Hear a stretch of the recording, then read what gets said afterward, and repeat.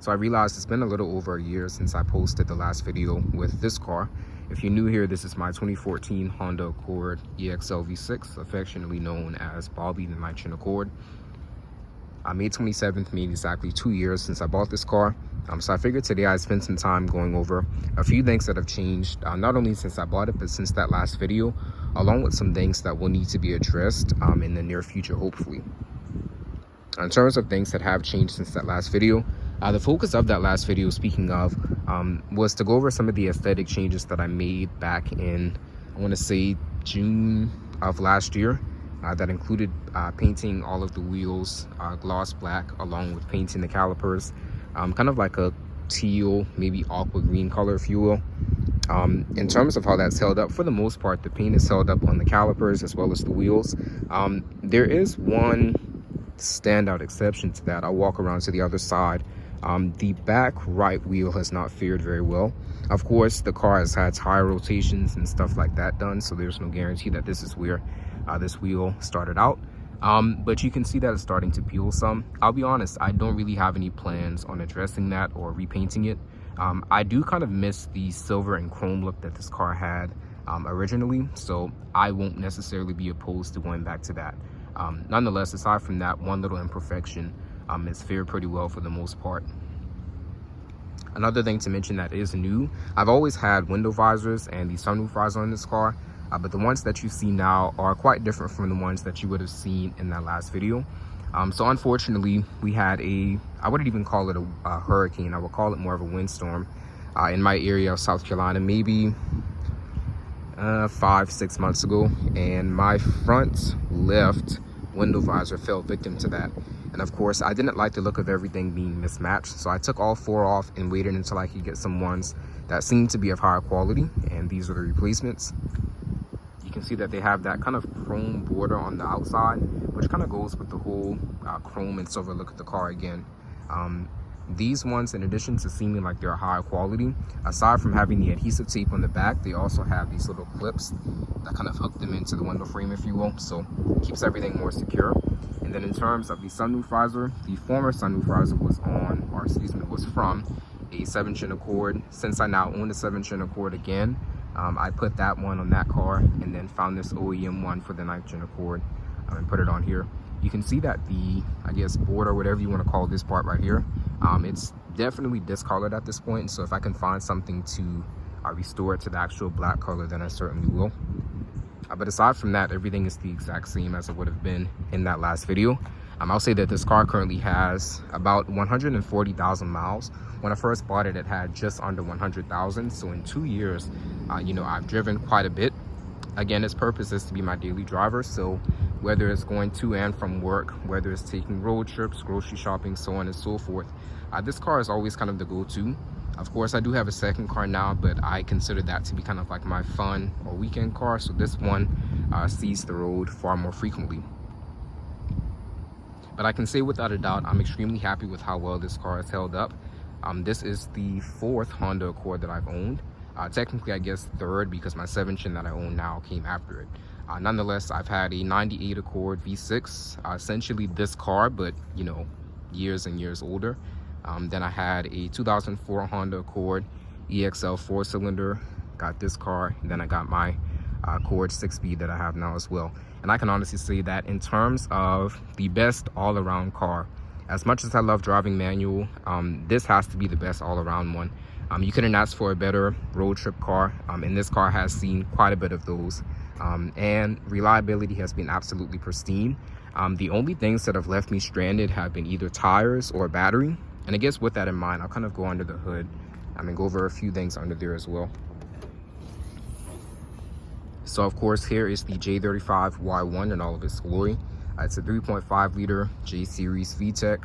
I guess iVTEC technically, with Earth Dreams and all of that good stuff. This one does have a module to delete the VCM, or variable cylinder management. I won't go into too much detail about what that is because I have in previous videos, so I guess check out some of the other videos with this car if you want to know more about that.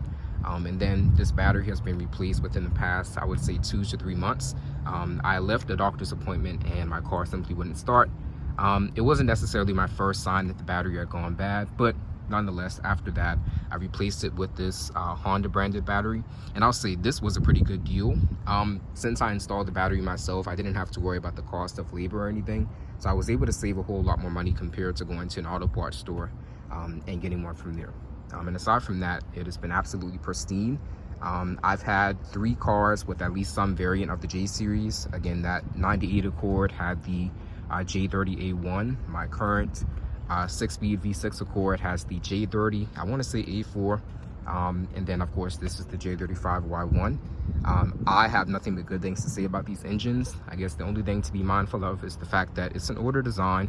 Of course, it's single overhead cam and it still uses a timing belt as opposed to a newer timing chaining design. I don't necessarily consider that to be a deterrent, because that's a maintenance item that only requires service, you know, at very high increments of mileage and or time. So again, nothing but good things to say about this engine and this car as a whole. While I'm at the front of the car, I'll also address 2 more things. First, we'll start off with these headlight lenses. Unfortunately, these have started to suffer really badly from condensation, yellowing, fogginess, all of that stuff. And in the near future, I really do want to address that, because it takes away from the look of the car when it is detailed and clean and all of that stuff. And then this car was also involved in an accident. Fortunately, I was not at fault in that accident, but an older woman backed into me in the parking lot of a grocery store. Clearly, it was a pretty low-speed accident, but even after me sounding the horn and stuff, she continued backing up. So the amount of impact made it look far worse than it actually was. Of course, her insurance covered that and everything, so I had the bumper replaced, and then they had to do some work on that front fender as well. And then, along with doing the work to take out the dents and stuff, they repainted the pinstripe. One thing that I really don't like, and I'm not putting them at fault for this, but the pinstripe on the front half of the car, of course, since it was new, is completely repainted. But then on the back door, you can see that it had already started to fade well before the accident, and they didn't necessarily take the time or effort to repaint it. I can't really blame them, because the accident, you know, really impacted the front half of the car. But the fact that it looks a little bit uneven, if you will, does bother me quite a little bit. But not that big of a deal. So again, addressing those headlight lenses will be the next thing. My front license plate, just living in South Carolina, of course, the sun has definitely taken its toll on it. I do plan on ordering a replacement one, and then I'll probably order an extra one just to kind of have when this inevitably happens again. Of course, it started out black, and then over time, it's kind of been sun-baked to that, I guess looking at it, burgundy-ish color, if you will. So that will be addressed in the near future as well. When these lights are on, everything is LED. Since this is the EXL, it didn't have LED headlights from the beginning. Fog lights were also incandescent as well, halogen, however you want to call it. But I replaced everything.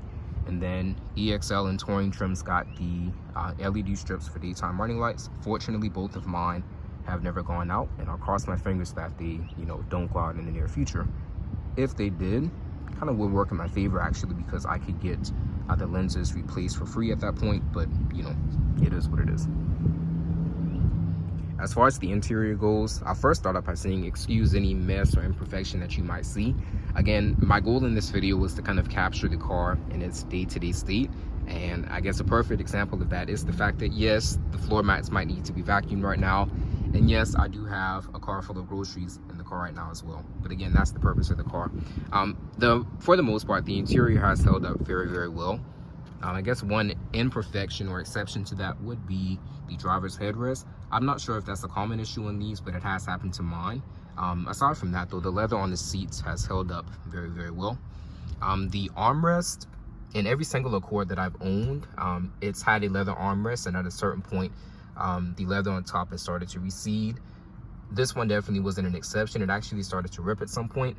Of course, that kind of detracts away from the look of the car and the interior. So I found this cover off of Amazon. I actually like the fact that, of course, one, it has the Accord logo on it, and then two, it's also black, so it kind of creates a contrast. The rest of the car has this switch between black and gray, so having that right there doesn't take away from that either.